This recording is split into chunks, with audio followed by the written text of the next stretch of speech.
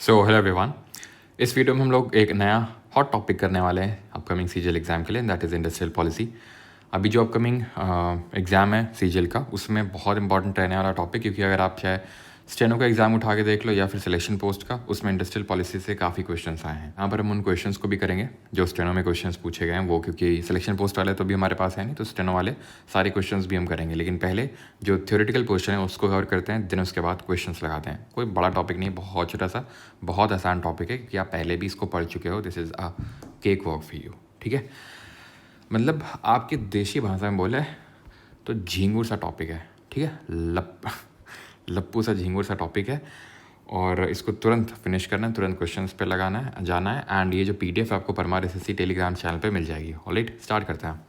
Industrial policy resolution IPR 1948 1948 में सबसे पहले इंडस्ट्रियल पॉलिसी आई थी, जिसने कि इंडिया को एक मिक्स्ड इकोनॉमी डिक्लेयर किया था। मिक्स्ड इकोनॉमी क्या होता है? तो एक कैपिटलिस्ट इकोनॉमी होती है जो कि पूंजीवादी अर्थव्यवस्था जिसको हम बोलते हैं, जो पूंजीवाद यानी कि कैपिटलिज्म को बढ़ावा देती है। यानी कि वहाँ पर मेन जो फोकस होता है that is on wealth creation, doesn't matter कौन क्रिएट कर रहा है, ठीक। यहाँ पे क्या होता है सोशलिस्ट इकोनॉमी में कि भाई यहाँ समाजवाद होता है। समाजवाद का मतलब ये होता है कि हम हर एक तबके के लिए, मोस्ट इम्पॉर्टेंटली जो गरीब तबका है, खासकर जो वल्नरेबल सेक्शन ऑफ सोसाइटी है, लाइक हमारे पुअर हो गए, विमेन हो गए, इन तक हमें पॉलिसीज़ को पहुंचाना होता है। और ये गवर्नमेंट खुद अपने हाथ में जिम्मा उठाती है, बेड़ा उठाती है कि हमें इक्वल डिस्ट्रीब्यूशन ऑफ वेल्थ को प्रमोट करना है। अगर आप DPSP में देखना चाहें तो जो सोशलिस्टिक DPSP है हमारी, आप रिकॉल करो आर्टिकल नंबर 39A 43A, सब जितनी भी हैं कि वर्कर को लेके हो गया, विमेन को लेके हो गया, इन सारी जो पॉलिसीज़ हैं जो गवर्नमेंट खुद से बनाती है, खुद से बीड़ा उठाती है कि हमें लोगों का उत्थान करना है, वो सोशलिस्टिक होती हैं। तो ये गवर्नमेंट ने डिक्लेयर किया कि हम मिक्स्ड इकोनॉमी, हम कैपिटलिज्म को भी बट और सोशलिज्म को भी बढ़ावा देंगे। लेकिन एक्चुअल में जो भी हम यहाँ पे चीज़ें देखेंगे उससे आपको ये समझ में आएगा कि गवर्नमेंट कैपिटलिज्म से ज़्यादा सोशलिज्म में इंटरेस्टेड थी। Small scale and cottage industries were given the importance, ठीक है, इनको इंपॉर्टेंस दी गई जो स्मॉल स्केल और कॉटेज इंडस्ट्रीज़ थी, छोटी इंडस्ट्रीज़, ठीक है। छोटी इंडस्ट्रीज़ को क्यों दिया गया? सो दैट कि बड़ी बड़ी इंडस्ट्रीज़, बड़ी बड़ी कंपनीज ना बने, बल्कि जो मीन्स ऑफ प्रोडक्शन है वो लोगों के हाथों में जाए, वो डिस्ट्रीब्यूटेड रहे means of production. If you can recall article number 39 LDC goes to PHC, livelihood, distribution of wealth, to prevent distribution of material resources, to prevent concentration of wealth, equal pay equal work. तो ये सब क्या है? ये वही चीज़ है, ठीक है। Industries were divided into 4 categories. Now this is important कि ये पूछेगा कि पहली वाली IPR में इंडस्ट्रीज़ को कितनी कैटेगरीज में डिवाइड किया गया? तो 4 कैटेगरीज में डिवाइड किया। एक वो जहाँ पर एक्सक्लूसिव मोनोपोली थी सेंट्रल गवर्नमेंट की, यानी कि सिर्फ सेंट्रल गवर्नमेंट ही उस पर ऑपरेट कर सकता था। एग्जाम्पल के तौर पे arms and ammunitions, production of atomic energy and management of railways. New undertaken only by state, ठीक है। दूसरा ये टाइप का कैटेगरी है जो न्यू अंडरटेकिंग थी, undertaken only by state. Example coal, iron, steel, aircraft manufacturing, ship building, telegraph, telephone etcetera, okay. Industries, और तीसरी थी industries to be regulated by the government, इनकी जिनको गवर्नमेंट रेगुलेट करेगा। एंड चौथा है open to private enterprise, individuals and cooperatives. तो ये 4 कैटेगरी में इंडस्ट्री को डिवाइड किया गया। मतलब कि इसके चांस कम है कि ये आपसे पूछे डिटेल में, लेकिन हाँ ये तो पहले भी पूछा जा चुका है। जब तक आपका TCS एग्ज़ाम लेता था तब तो ये पूछा जा चुका है, और ये ऐसा नहीं कि ये पूछेगा नहीं, ये भी पूछ सकता है। तो और ये कोई डिफिकल्ट नहीं है भाई। 4 कैटेगरीज में बांटा गया। एक तो जो पूरी एक्सक्लूसिव मोनोपोली सेंट्रल गवर्नमेंट की, कोई नहीं घुस सकता है यहाँ पे, ठीक है। नई अंडरटेकिंग जिस पे कि सिर्फ स्टेट ही काम कर सकता है, ओनली बाई स्टेट, यानी वही गवर्नमेंट, ये नई अंडरटेकिंग है।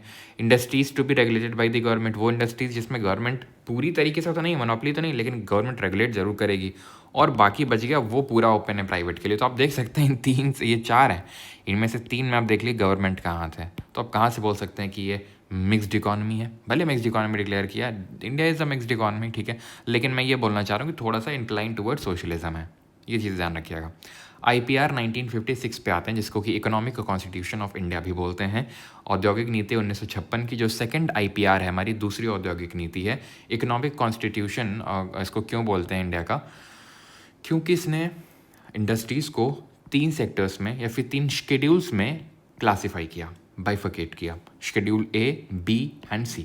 Schedule A covers public sector industries, सिर्फ पब्लिक सेक्टर की इंडस्ट्रीज़ हैं, मतलब कि सिर्फ गवर्नमेंट ही इसमें काम कर सकती है। शेड्यूल बी की बात करेंगे तो ये मिक्स सेक्टर है, दैट इज़ इसमें गवर्नमेंट काम करेगा बट प्राइवेट की हेल्प ले सकता है। और शेड्यूल सी की अगर बात करेंगे, दीज वर रिजर्व, मतलब these were open to now private ones, ये सिर्फ गवर्नमेंट, ये गवर्नमेंट करेगी, प्राइवेट की हेल्प ले सकती है। एंड ये that was open to private.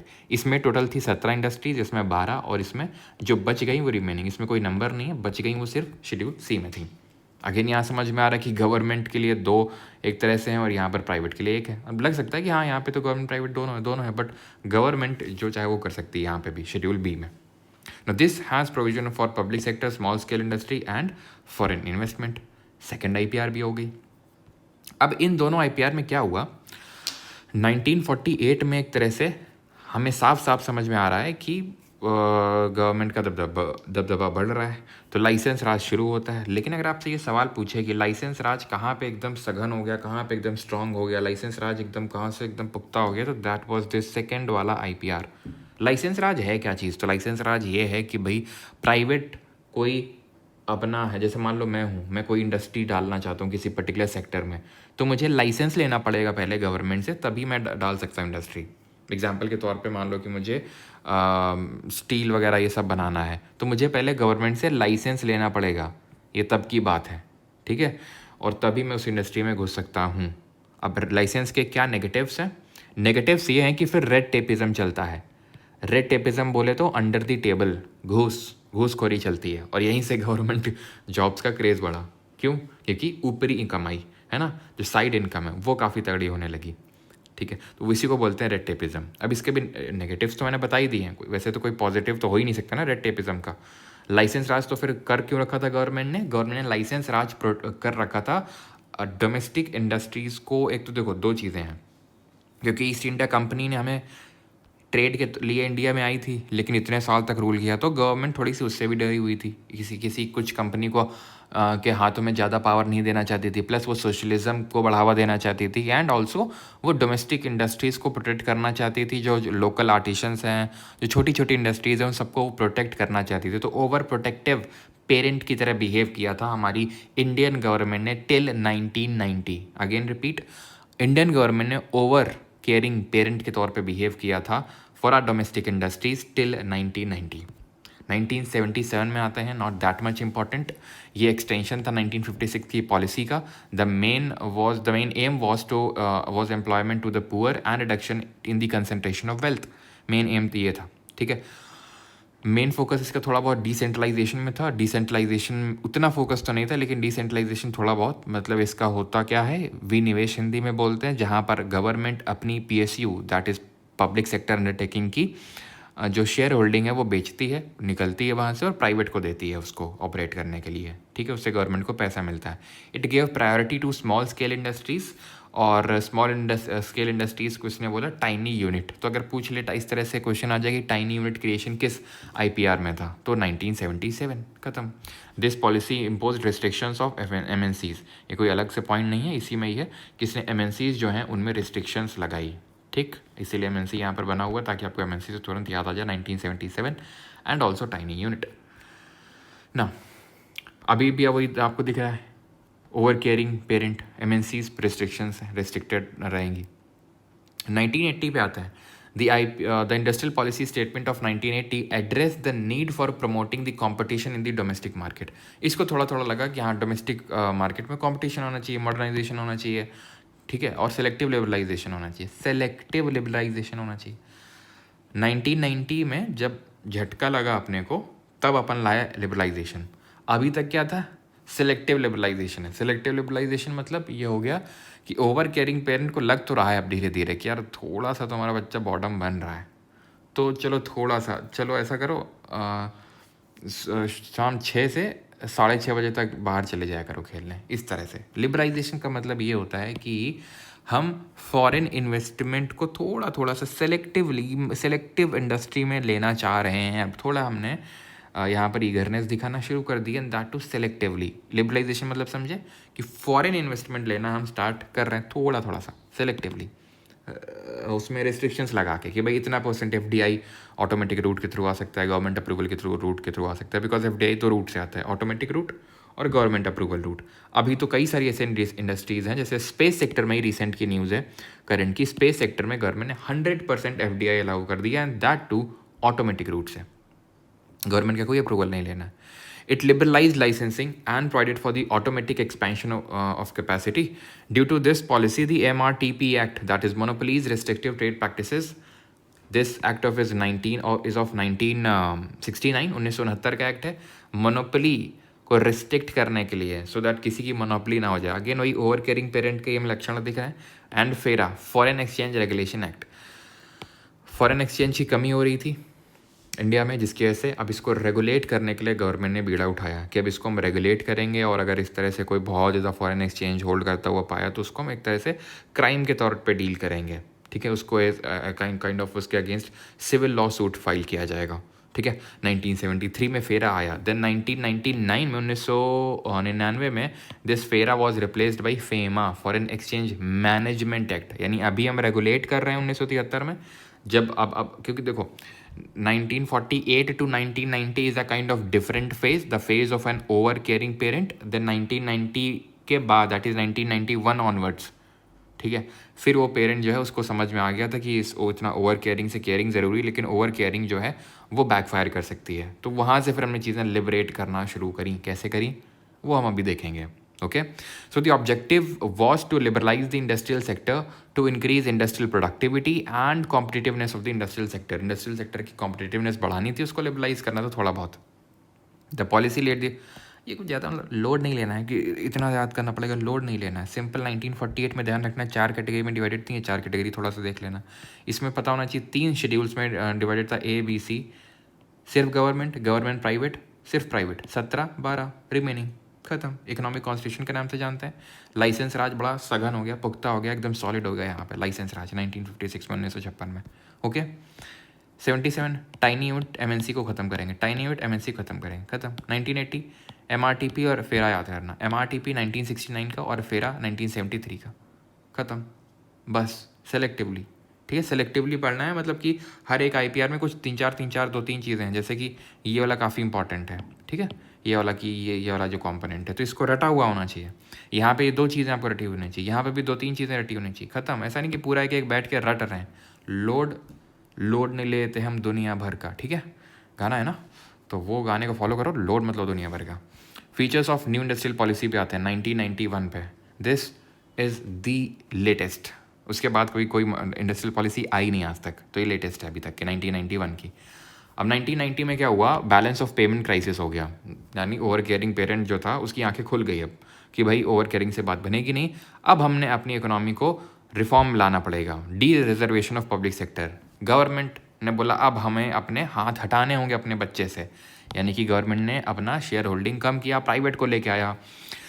Sectors that were earlier exclusively reserved for the public sector were reduced, जो सिर्फ और सिर्फ पब्लिक सेक्टर के लिए रिजर्व थे उनको कम किया गया। However pre eminent place of public sector in 5 core areas like arms and ammunition, atomic energy, mineral oils, rail transport and mining was continued, यानी कि 5 सेक्टर में कंटिन्यू था, ठीक है, पब्लिक सेक्टर का प्री एमिनेंट प्लेस। बट और monopoly अगर हम बात करें आज, तो आज सिर्फ 2 सेक्टर में रहेगी, एटॉमिक एनर्जी और रेलवे ऑपरेशंस। समझ रहे हैं आप? तो आपने डी रिजर्वेशन कर दिया पब्लिक सेक्टर का। जो पब्लिक सेक्टर ने जो बोल रखा था कि सब कुछ हमारे लिए, मोस्ट ऑफ द चीज़ें हमारे लिए रिजर्व्ड है, हम नहीं घुसने देंगे किसी को, अब उसने बोला कि नहीं यार ठीक है, और भी कोई आ सकता है इंडियन इंडस्ट्रीज़ में, बस ये 5 को छोड़ देना क्योंकि ये बहुत इंपॉर्टेंट है, नेशनल इंटरेस्ट के मायने से, और बाकी में आ सकते हो। डी लाइसेंसिंग, लाइसेंस राज 1956 ना, उसको अबॉलिश कर दिया गया। Abolition of industrial licensing for all projects except for a short list of industries. Disinvestment of public sector, public sector का डिसइन्वेस्टमेंट वही इसी से को रिलेटेड है। डी लाइसेंसिंग आपको समझ में आ गया ना। ये जो चीज़ें हमें क्या बता रही, प्राइवेटाइजेशन के बारे में बता रही है ना। प्राइवेटाइजेशन हो गया, liberalisation of foreign investment. This was the first industrial policy in which foreign companies वर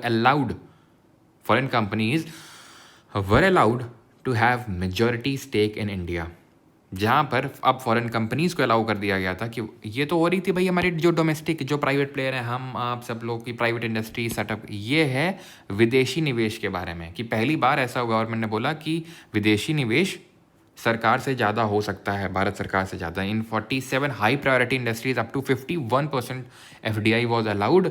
51% में ऐसा क्या स्पेशल है? 51% अगर आपका शेयर है किसी कंपनी के पास, उसके मालिक आप हैं फिर, उसके मालिक आप हैं फिर, ठीक है। तो मालिकाना हक अभी नहीं देना चाह रही थी गवर्नमेंट, जो अभी अलाउ कर दिया। For export trading houses FDI up to 74% was allowed. Today there are numerous sectors in the economy where government allows 100% of FDI। Space sector ले लो, जैसे मैंने बताया, वहाँ पर तो ऑटोमेटिक रूट के थ्रू 100% है। कई सारे ऐसे हैं जहाँ ऑटोमेटिक रूट के थ्रू आप कर सकते हो, जैसे 74%, और बाकी के लिए आपको गवर्नमेंट का अप्रूवल लेना पड़ता है, ठीक है।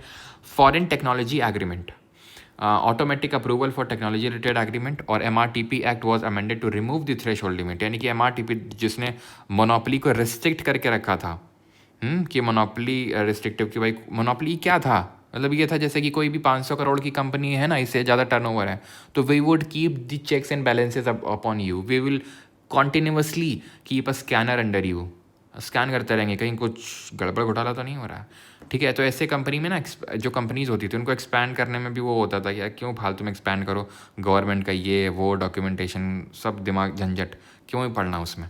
तो ये हालत थी।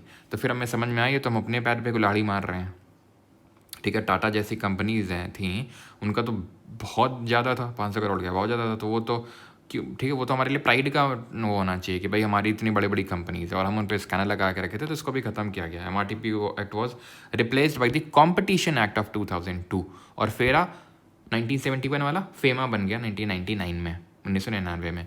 एंड ऑल्सो ग्लोबलाइजेशन भी आया, लिबरलाइजेशन, प्राइवेटाइजेशन पहले समझ गया 3 पॉइंट से, देन लिबरलाइजेशन, फॉरेन इन्वेस्टमेंट आ सकता है, और ग्लोबलाइजेशन का मतलब होता है जहाँ पर हम अपनी डोमेस्टिक इकोनॉमी को बाकी कंट्रीज़, बाकी जो हमारे वर्ल्ड की कंट्रीज़ हैं उनके साथ इंटीग्रेट करते हैं, that is called as globalisation. Now let me summarise the things for you, and then हम आएंगे अभी क्वेश्चन पे, ठीक है। समराइज़ करूँ तो ये है कि 1990 तक, 1948 से 1990 तक गवर्नमेंट बहुत ही ज़्यादा रिस्ट्रिक्ट कर रखी थी खुद को, फॉरेन इन्वेस्टमेंट आने नहीं दे रही थी, प्राइवेट प्लेयर्स को ओपनली खेलने नहीं दे रही थी, सब कुछ अपने लिए रिस्ट्रिक्ट करके बैठी हुई थी, और डोमेस्टिक इंडस्ट्रीज़ को प्रोटेक्ट करने के लिए उसने बहुत हाई टैरिफ, इम्पोर्ट ड्यूटी, ये सब भी लगाना शुरू कर दिया था, ताकि जो हमारी डोमेस्टिक इकोनॉमी है, फिर जो लोग देश में माल बेच रहे हैं, बना रहे हैं, बेच रहे हैं, उनको प्रोटेक्ट कर सके। क्यों? बाहरी जो सामान आ रहा है वो सस्ता है, वो सस्ता है क्योंकि वो बड़ी इंडस्ट्रियल पॉलिसी, ठीक है। आपको पता है कि जो बाकी जो डेवलप्ड कंट्रीज़ है वहाँ से बड़े सस्ते में माल आ जाता है यहाँ पे, क्योंकि वहाँ पर इंडस्ट्रीज़ लगी हुई थी। इंडिया तो डेवलप हुआ नहीं था, अब इतने साल हम गुलामी के झेल के आए थे, तो इंडिया तो उतना डेवलप हुआ नहीं था, तो हमें अपनी डोमेस्टिक इकोनॉमी को प्रोटेक्ट करने के लिए वहाँ पर हम ज़्यादा टैक्स लगा देते थे इम्पोर्ट वाले पे, सो दैट कि यहाँ पर हमारा जो डोमेस्टिक वाला है वो थोड़ा सा सिक्योर रहे, वो थोड़ा सा बचा रहे। कुछ पॉजिटिव्स भी हैं और उसके नेगेटिव्स भी हैं, लेकिन 1990 के बाद हमने थोड़ा कंपटीशन बढ़ाना शुरू किया और हमने LPG रिफॉर्म्स लाए। और ये जब रिफॉर्म्स लाए थे तो उस टाइम पे PV नरसिम्हा राव देश के प्रधानमंत्री थे, और मनमोहन सिंह, जिनको ये लाने का क्रेडिट दिया जाता है, वो उस टाइम के हमारे वित्त मंत्री, दैट इज़ इकोनॉमिक मिनिस्टर थे, ठीक है, सॉरी फाइनेंस मिनिस्टर थे, ठीक है। तो ये चीज़ ध्यान रखिएगा, LPG रिफॉर्म्स। आई होप कि आपको चीज़ें क्लियर हो गई हैं, अभी और क्लियर होंगी जब आप ये क्वेश्चन करेंगे। सो यहाँ पर 16 क्वेश्चन है, 16 क्वेश्चन है, ठीक है। चलिए करते हैं एक एक करके। IPR ऑफ 1948 एम डेट, तो इसका एम क्या था? प्राइवेटाइज करना इंडस्ट्री को, रूरल एरिया को डेवलप करना, फॉरेन ट्रेड को ओपन करना, प्रमोट करना पब्लिक सेक्टर को। मैं टाइम नहीं दूंगा, आप वीडियो पॉज करके करिए, ठीक है। जैसे आपको यहाँ पर 3 क्वेश्चन दिख रहे हैं, वीडियो पॉज करके तीनों के आंसर बनाइए, देन देखिए, ठीक है। फ़ायदा लीजिए रिकॉर्डेड लेक्चर का। तो क्या 1948 प्राइवेटाइज का, तब हमें 1991 1991 में हमने प्राइवेटाइजेशन शुरू किया था, ख़त्म, रूरल एरिया कोई लेना देना नहीं है, प्रमोटिंग पब्लिक सेक्टर होगा यहाँ पे, ठीक है। Option number D. और ये मैं PDF शेयर नहीं करने वाला हूँ, ये कर दूंगा, ठीक है। इसका क्या ही शेयर करूँगा, इसका क्वेश्चन वाले का आप लोग बोलेंगे कमेंट में बता देना, तो शेयर कर दूंगा अगर आपको नीड होगी तो। What was the primary impact of the licence Raj system on industrial growth of in India before 1991? तो ये जो लाइसेंस राज था system, industrial growth of India before 1991 में, क्या इसका इम्पैक्ट था? It created entry barrier, hindered expansion and fostered inefficiency. इसने entry barrier create किया, एक्सपेंशन को रोका, और इनएफिशिएंसी को बढ़ावा दिया रादर देन एफिशिएंसी। सही है, एकदम सही है, क्योंकि भाई आप लाइसेंस राज लगा रखे हो, मतलब वही है कि भाई एंट्री बैरियर आपने बना रखा है, कोई जल्दी फल्दी क्यों घुसेगा, क्यों जल्दी फल्दी एक्सपैंड करेगा? आप MRTP एक्ट जैसे ला के रखे हो, हाँ।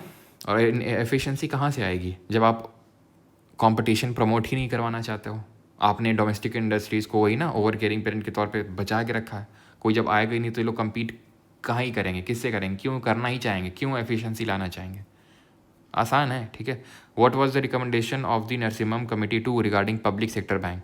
पब्लिक सेक्टर बैंक का क्या को लेके क्या रिकमेंडेशंस थी नरसिम्हम कमेटी की कि रिड्यूस कर दो lending by public sector banks, increase government ownership in public sector bank, merge and consolidate public sector bank and privatise all sector bank. तो ये तो आपको समझ में आ रहा है, एक्सट्रीम बात कर रहा है कि सबको एक रख के और प्राइवेटाइज कर दो। Merge and consolidate public sector bank, increase government ownership in public sector bank, increase lending by public sector bank. तो लेंडिंग भी नहीं होगा, सही आंसर होगा यहाँ पे merge and consolidate public sector banks. Merge करो, कंसोलिडेट करो, ठीक है।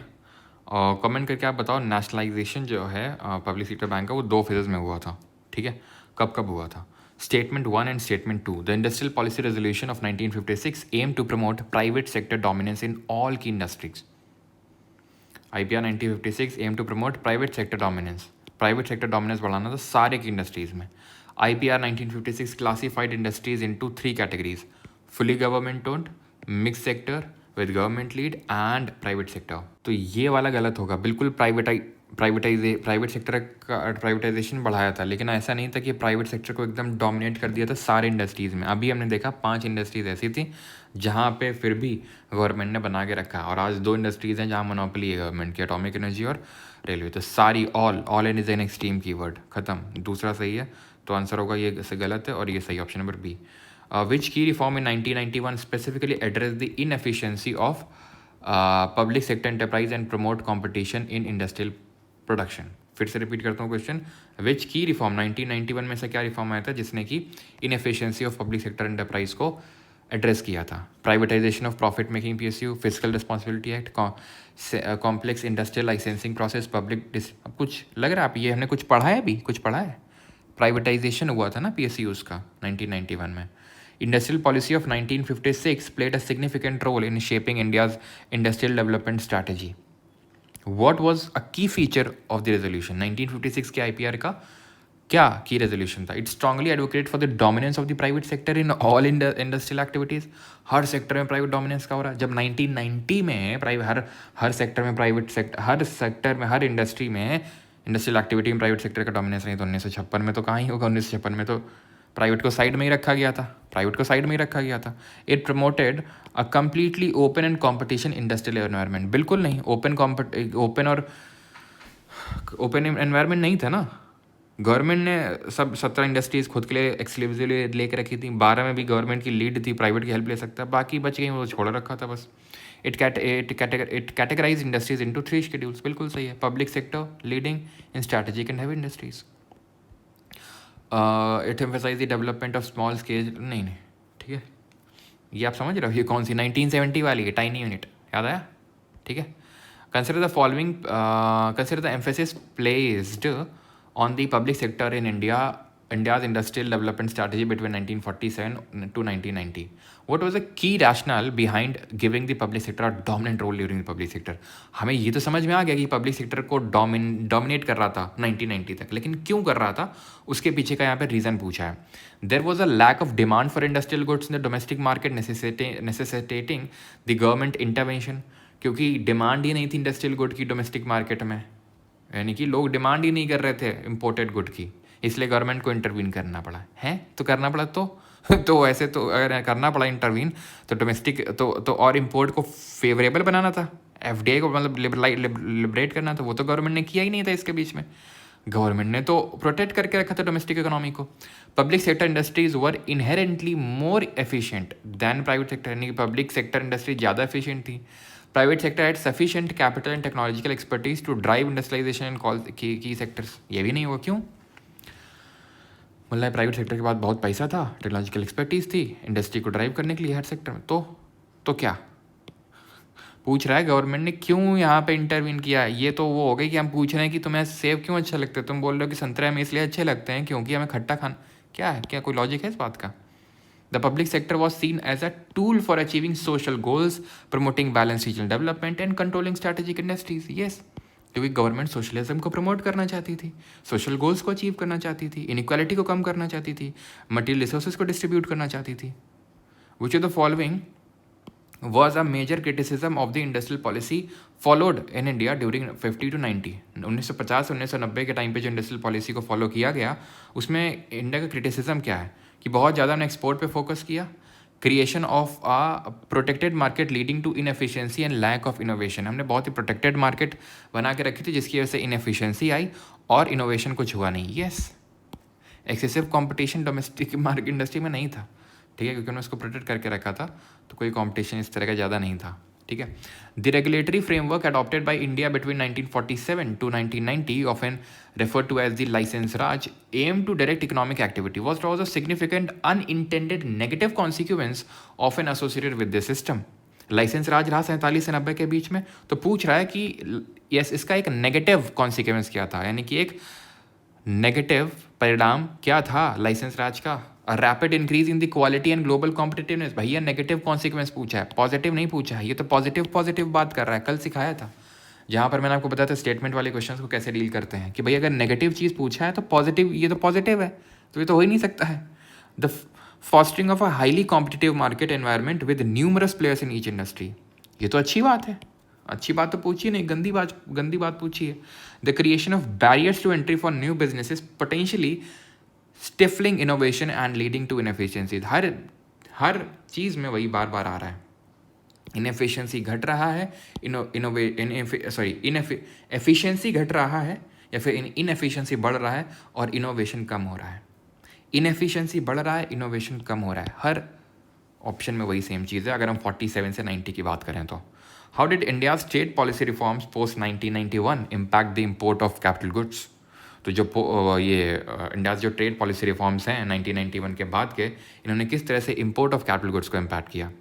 Linked capital imports only to foreign companies, reduced tariffs, ठीक है, reduce tariffs and remove licensing. Post 1991 हमने यही किया, टैरिफ कम किए, लाइसेंसिंग को हटाया. जो पहले कर रहे थे टैरिफ लगा रहे थे, क्यों कर रहे थे? डोमेस्टिक इंडस्ट्री को प्रोटेक्ट करने के लिए. During the period of this, again वही same period, India state policy was largely characterise by, कैसे कैरेक्टराइज थे? सिंपल वही, an inward looking strategy emphasising import substitution and protection of domestic industry. ठीक है, मैंने आई थिंक थोड़ा ज़्यादा जल्दी कर दिया, चार ऑप्शन दिखाने थे, आपका दिमाग काम नहीं किया होगा इसमें ना. समझ में तो आ गया ना. इनवर्ड लुकिंग स्ट्रैटेजी का मतलब ये होता है कि हम इंपोर्ट नहीं करेंगे, जितना हो सके अंदर ही देखेंगे, मतलब कैसे हम खुद बना सकते हैं उस चीज़ को, वो देखेंगे. और हमने डोमेस्टिक इकोनॉमी को प्रोटेक्ट करके रखा था. A policy of free trade with minimal government intervention नहीं भाई. 47 से 90 के बीच में तो गवर्नमेंट, वो तो 90 के बाद प्राइवेट आया था. Which policy reform targeted improving competitiveness and efficiency of the banking system. तो आप देख रहे हैं कितने सारे क्वेश्चंस आए आपके इंडस्ट्रियल पॉलिसी से सेनेट एग्जाम में, कितने सारे क्वेश्चंस. ठीक है, तो होपफुली सीजीएल में भी देखने को मिलेंगे और मिलेंगे तो आप उड़ा देंगे ही. ठीक है, कौन सी पॉलिसी रिफॉर्म टारगेट किया improving competitiveness and efficiency of the banking system 1991 के बाद? नेशनलाइजेशन कर दिया कोऑपरेटिव बैंक्स का, फुल डीरेगुलेशन, पूरी तरह से डीरेगुलेशन कर दिया क्रेडिट मार्केट का. Limiting foreign entry into retail banking, foreign entry को लिमिट कर दिया. 1991 के बाद हम एलपीजी रिफॉर्म लाए थे. एल का मतलब लिबरलाइजेशन, तो हमने फॉरेन एंट्री को बढ़ाया था, लिमिट नहीं किया था. Introduction and prudential norms and CRAR क्या है? Capital to risk weighted asset ratio, इसका फुल फॉर्म होता है, जो बेजल नॉर्म से एसोसिएटेड है. ठीक है, जो रिस्क वेटेड एसेट्स हैं, RWA, रिस्क वेटेड एसेट्स. तो ये 12 का ही, ये थोड़ा सा मैं मान सकता हूँ कि थोड़ा सा डिफिकल्ट है, थोड़ा सा, बाकी सब हलवा ही थे अभी तक के. In the context of India state policy between again 47 to 90 what was a common characteristic, क्या था? वही है बार बार. प्रोमोटिंग इम्पोर्ट्स नहीं, primarily focusing on the import of luxury good नहीं, following a strategy of import substitution yes. ये keyword भी पकड़ आ गया 47 से 90 के बीच में, import substitution and to protect domestic industry, वही सेम दोनों स्टेटमेंट है. ऑप्शन की नीड नहीं होनी चाहिए, तुरंत बताओ. Trade policy reform in India involve removing quantitative restrictions on imports and exports. Trade policy reforms increased import licensing to support domestic manufacturers. Again, trade policy reform का मतलब पता है क्या है? ट्रेड पॉलिसी रिफॉर्म का मतलब वही है जो 1990 के बाद हम रिफॉर्म्स लाए, याद रहेगा. ट्रेड पॉलिसी रिफॉर्म का मतलब है 1990 के बाद जो हम रिफॉर्म लेके आए उनकी बात हो रही है।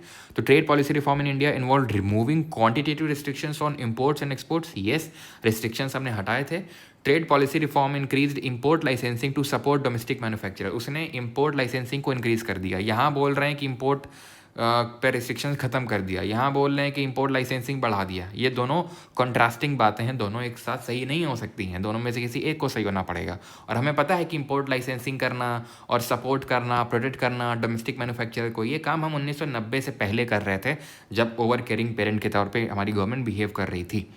तो रिफॉर्म को जो ट्रेड पॉलिसी रिफॉर्म है मतलब 1990 के बाद, तो वहाँ पर हमने जो हथकड़ियाँ लगी थी, बेड़ियाँ लगी थी, उनको खोला था, न कि और बढ़ा दिया था। तो आंसर होगा कि पहला वाला सही है, दूसरा गलत है। ठीक है। And this in which year were the major economic reforms introduce. तो मेजर इकोनॉमिक रिफॉर्म्स किस साल आए थे? सिंपल। एंड ये लास्ट क्वेश्चन है जिसका आंसर आपको देना है। Which of the following is the key reason for the decline of the agriculture sector in India after 1991 के जो इकोनॉमिक रिफॉर्म्स आए थे, उसके बाद हमारा एग्रीकल्चर सेक्टर क्यों डिक्लाइन हो गया? ये क्वेश्चन आपके लिए होमवर्क क्वेश्चन है जिसका आंसर आपको कमेंट में देना है सभी लोगों को। Alright, thank you. और आई होप कि आपको इंडस्ट्रियल पॉलिसी पूरी तरीके से क्लियर हो चुका है। कोई भी क्वेश्चन आएगा आप तुरंत उड़ा देंगे बिना किसी ज़्यादा दिक्कत के साथ, बस। और ये एक लो हैंगिंग फ्रूट है आपके लिए अभी इंडस्ट्रियल पॉलिसी। ठीक है, 2 क्वेश्चन आए, 3 क्वेश्चन आए, जितने क्वेश्चन आए आपकी शिफ्ट में तुरंत उड़ाना है इनको। लेकिन जो लो हैंगिंग फ्रूट होता है उसमें जिसने ब्लंडर किया वो गया। ध्यान से सुन लेना इस बात को मेरी, क्योंकि लोग करते हैं पढ़ाई, अरे सर ध्यान नहीं दे पाए थे सर, वो बी वाले ऑप्शन में लिखा था, हमने बस ए, सी और डी देखा। ये होता है। ठीक है, तो जो लो हैंगिंग फ्रूट है ना उसमें एकदम और चौकन्ना हो जाए, तो आंखें फाड़ के कि भाई ये तो गलत नहीं होना चाहिए, ये तो यहाँ पे तुम्हें नंबर बटोरने, भाई नंबर बटोरने का मौका है यहाँ पे, तो ये एकदम नहीं छोड़ना। ये पीडीएफ आपको मिल जाएगी परमार एसएससी टेलीग्राम पे, ये पूरी पीडीएफ। क्वेश्चन की भी चाहिए हो तो बता देना, इसको भी डाल देंगे, लेकिन मेरे हिसाब से तो यही इसी की नीड है, इसी को बस रिवाइज करके चले जाना एंड ओवर। और कौन से टॉपिक पे आपको वीडियो चाहिए बता देना कमेंट्स में। Alright, thank you.